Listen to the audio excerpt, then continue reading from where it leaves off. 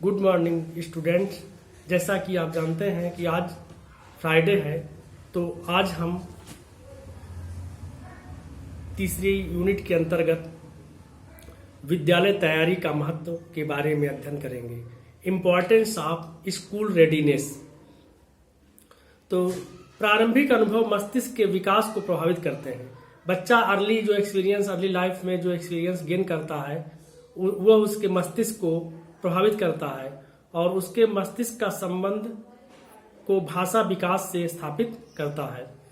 यह neural connection ही तर्क क्षमता, समस्या समाधान, व्यवहारिक एवं भावात्मक स्वास्थ्य को प्रभावित करते हैं।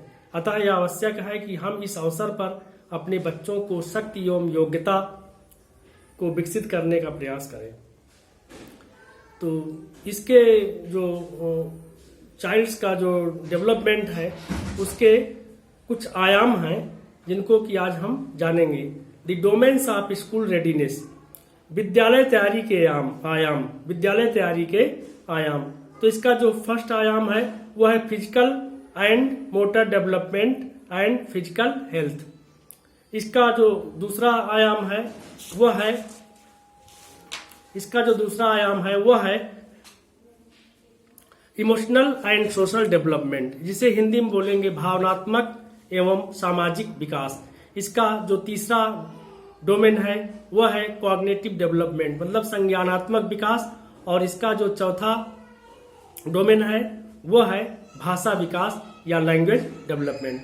अब सबसे पहले हम बात करेंगे physical and motor development and health. जो physical and motor development and health है, इसका मतलब ये है कि बच्चा फिजिकली मतलब उसका शारीरिक विकास किस प्रकार हो रहा है, उसके शरीर में किस प्रकार की वृद्धि हो रही है, और मोटर डेवलपमेंट मतलब हाथ पैर के संचालन में वो किस गति से कर लेता है, उसे अपने हाथ और पैर पर नियंत्रण है कि नहीं।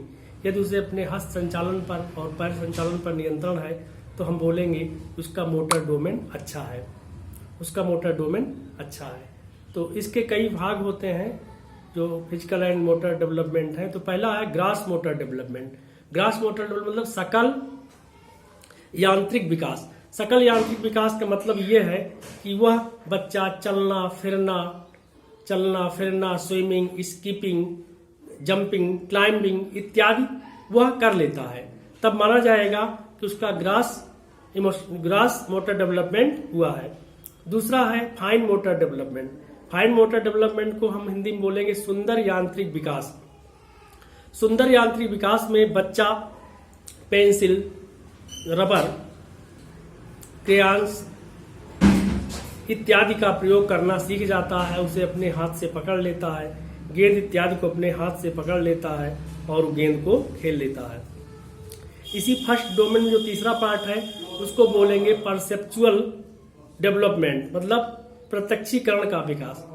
प्रत्यक्षीकरण का विकास का मतलब यह है कि बच्चा कितना सेल्फ एक्सपीरियंस करता है, अपने अनुभवों के द्वारा कितना सीखता है। लर्निंग बाय डूइंग, डीवी ने जैसा कहा है कि लर्निंग बाय डूइंग, करके सीखना।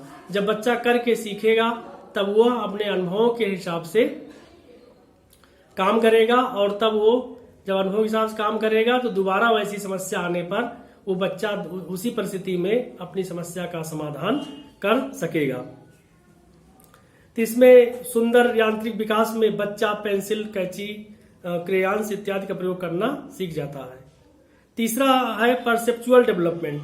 परसेप्चुअल डेवलपमेंट को जैसा कि आप जानते हैं इसमें कि परसेप्चुअल मतलब वो अनुभव के द्वारा सीखता है, स्वयं अनुभव के द्वारा सीखता है, स्वयं अनुभव करता है। मतलब वो खुद लर्निंग बाय डूइंग, खुद अपने हाथों से काम करता है, अपने मस्तिष्क से काम करता है और फिर वो सीख जाता है।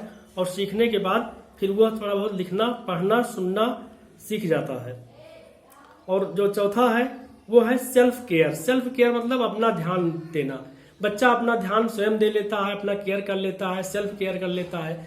सेल्फ केयर में वह अपने जूते के फीतों को बांध लेता है, वह अपनी बटन को बंद कर लेता है, अपनी चेन को बंद कर लेता है, अपने ड्रेस को स्वयं पहन लेता है। इन सब तरीकों से वह अपना कार्य कर लेता है, मतलब वो धीरे धीरे आत्मनिर्भर होने लगता है।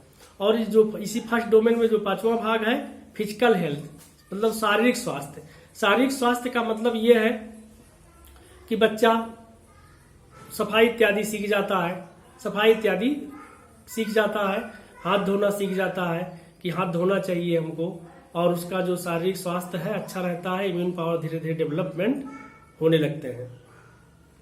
अब जो इसका सेकेंड डोमेन है उसका नाम है सोशल एंड इमोशनल डेवलपमेंट। इसको हिंदी में बोलेंगे सामाजिक एवं भावनात्मक विकास।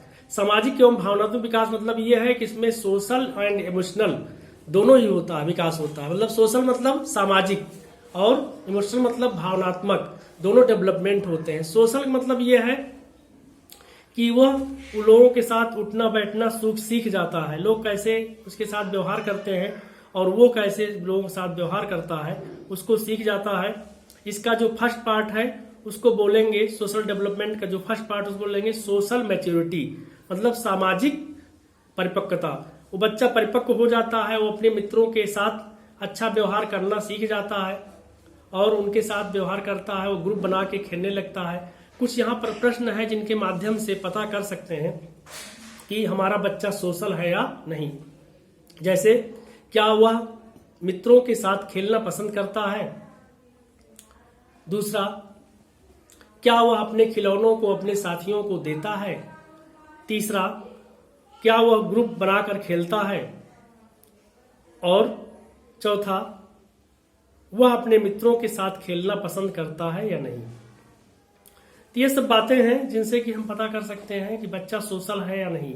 अब इसी जो दूसरा इसी में जो भावनात्मक परिपक्वता है जिसको हम इमोशनल डेवलपमेंट कहेंगे, तो इमोशनल डेवलपमेंट में बच्चा जो होता है वो उसके अंदर इमोशनल मैच्योरिटी आती है। इमोशनल मैच्योरिटी मतलब ये है कि कुछ बच्चे जल्दी से रोने लगते हैं, कुछ जल्दी से हंसने लगते हैं, लेकिन कुछ बच्चे ऐसे होते हैं जो कि अपने संवेगों पर नियंत्रण करना सीख जाते हैं। मतलब छोटी मोटी समस्या को स्वयं सुलझा लेते हैं और छोटी मोटी समस्या में वो कोई उनको दिक्कत नहीं होती है और वो अपने भावनाओं पर नियंत्रण कर लेते हैं, तुरंत हंसते नहीं हैं, तुरंत रोते नहीं हैं, वो आत्मनिर्भरता की तरफ आगे बढ़ते हैं, उनके अंदर आत्मविश्वास आ जाता है।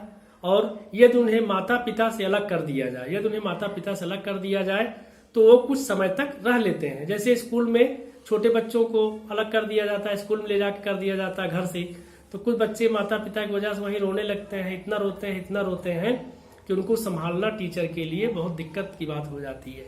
जबकि कुछ बच्चे ऐसे हैं कि 2-3 घंटे के लिए स्कूल चले जाते हैं, हंसते खेलते जाते हैं, हंसते खेलते वो लौट भी आते हैं, टीचर के साथ भी एडजस्टमेंट कर लेते हैं। इस तरह उनका भावनात्मक विकास हो चुका होता है।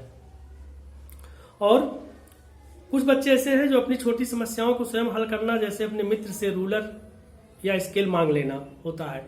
जैसे हम इसको कह सकते हैं कि भावनात्मक परिपक्वता में कि जैसे मान लीजिए कोई बच्चा है, वह घर से स्केल लाना भूल गया, स्कूल में आ गया, स्केल की इसको जरूरत है, तो या तो टीचर से कहेगा और या तो वो पेरेंट्स से कहेगा, तो या तो फोन कराया गया, कोई व्यवस्था करेगा।